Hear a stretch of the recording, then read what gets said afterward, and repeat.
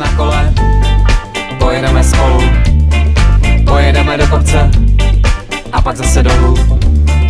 Pojedeme na kole, my pojedeme spolu, pojedeme do kopce a pak zase dolů.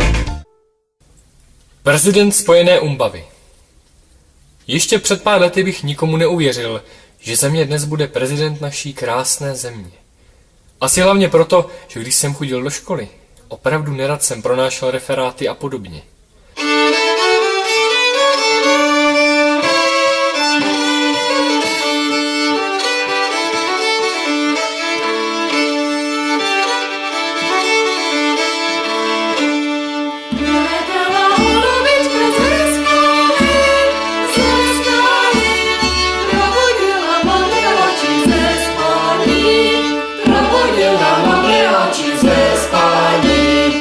Nelekněte se, teď vám řeknu holandskou básničku od Annie M. G. Smith o chlapečkovi, který nechce být hodný.